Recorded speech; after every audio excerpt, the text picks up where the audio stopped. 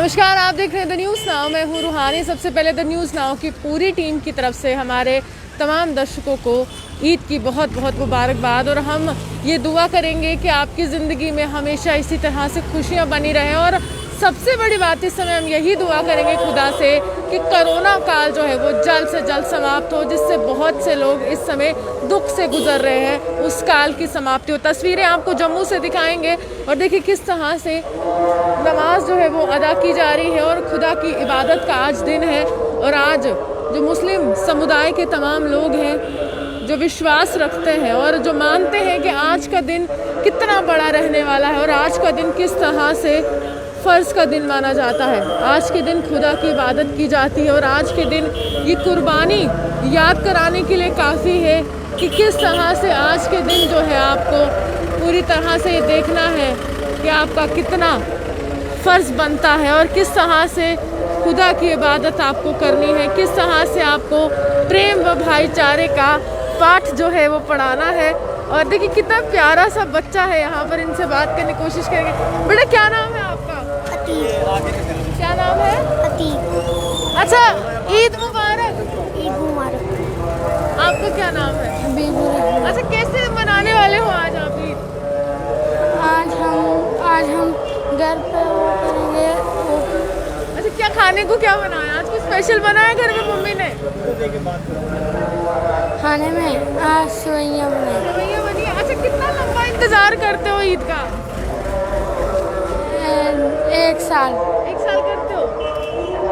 चलिए, साफ तौर पर बहुत प्यारे से बच्चे हैं और अभी भी आपको तस्वीरें दिखा रहे हैं। देखिए, मैं शुरू से यही मानती हूँ कि ईद का जो दिन है भाईचारे का दिन है और आपको ये एक सीख भी देता है कि किस तरह से आपको साथ मिलकर जाना है, आपको साथ मिलकर आपको चलना है। और ये तस्वीरें दिखा रहे हैं, सीधी तस्वीरें आपको सीपीओ चौक से दिखा रहे हैं। नमाज जो है यहाँ पर अदा की जा रही है और आज का दिन ये याद दिलाता है कि किस तरह से आपको खुदा का एक नेक बंदा बनना है और खुदा ने जो भी आपसे कहा आपको उन तमाम चीज़ों का पालन करना है।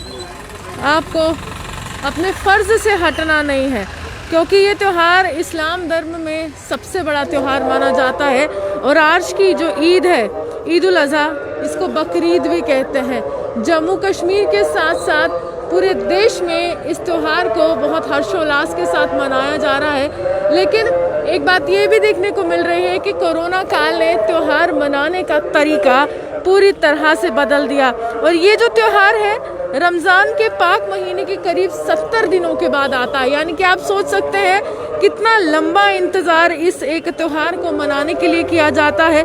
और जो अल्लाह का नेक बंदा होता है वो अल्लाह की सीख पर आगे चलता है और ये बताता है कि किस तरह से इस्लाम धर्म जो है वो भाईचारे का पाठ जो है वो पढ़ाता है, वो प्यार सिखाता है, वो नफ़रत नहीं सिखाता है। और इस्लाम धर्म लगातार जोड़ने का काम जो है वो लोगों को करता है।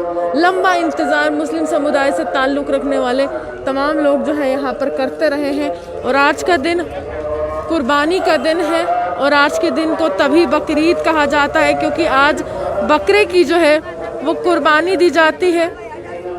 और हज़रत इब्राहीम साहब को अल्लाह का नेक बंदा माना गया था और अल्लाह ने उनको आदेश दिया कि आपकी सबसे अजीज़ जो चीज़ है उसे आप कुर्बान कर दीजिए। तो उन्होंने मुस्कुराते हुए कहा कि मेरे बेटे जो हैं वो मेरे लिए सबसे अजीज़ हैं। हज़रत इस्माइल साहब वो मेरे लिए सबसे अजीज़ हैं। तो उसी के बाद उन्होंने कहा कि मैं अपने बेटे की कुर्बानी के लिए तैयार हूँ। यही एक बात देखते हुए अल्लाह ने ये देखा ये सच में एक नेक बंदा है। ये सच में जो मैं पूरी दुनिया में एक सीख देना चाहता था, पूरी दुनिया में ये बताना चाहता था कि किस तरह से आपको प्रेम के साथ भाईचारे के साथ आगे चलना है। इन्होंने तो मेरी सब बातें मान ली।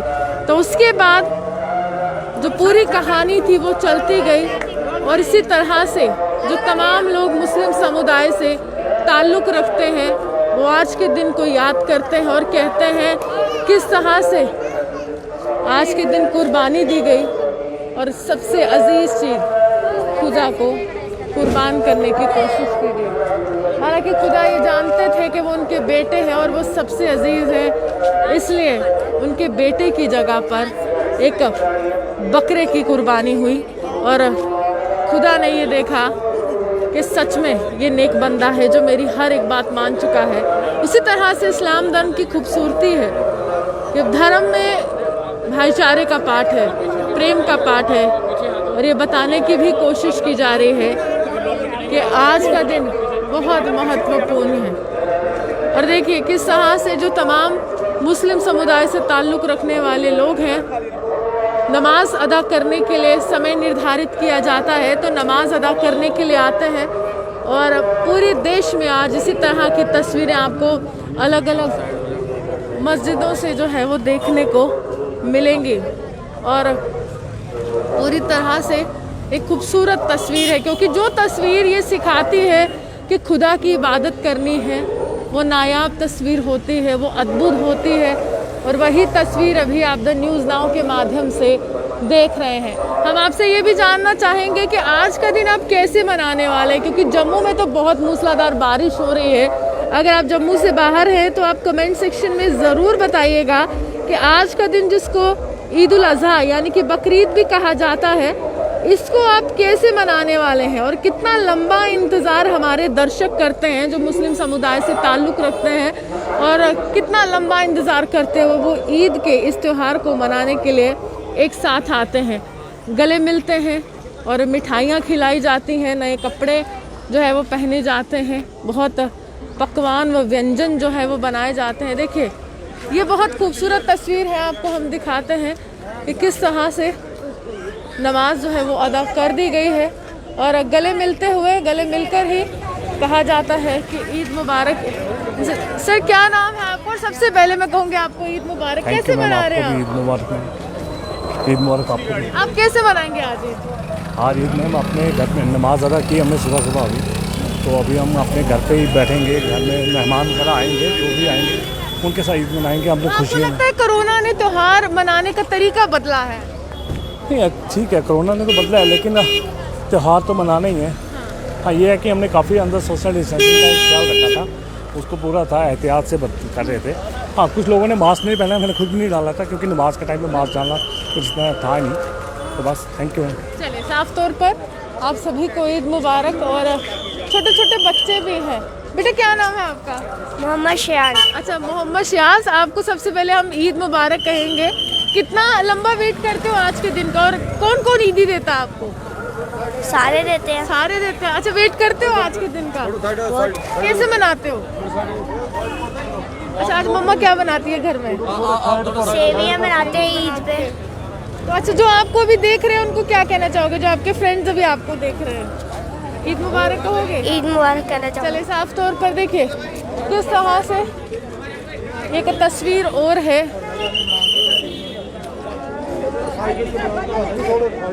जैसे मैंने कहा था कि भाईचारे का पाठ पढ़ाया जाता है और जो ज़रूरतमंद लोग होते हैं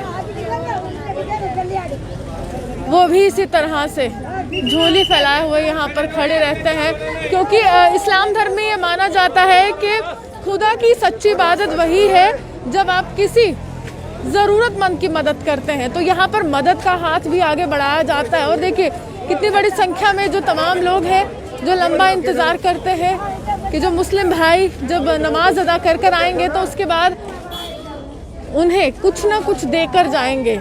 आज छोटे बच्चे हैं, ईदी का लंबा इंतज़ार करते हैं, लेकिन ये वो ज़रूरतमंद लोग हैं जो पूरी तरह से यहाँ पर मौजूद रहते हैं ताकि इन्हें भी ईद के इस पावन मौके पर कुछ ना कुछ मिले। देखिए इस्लाम धर्म यही सिखाता है कि आपको जो है पूरी तरह से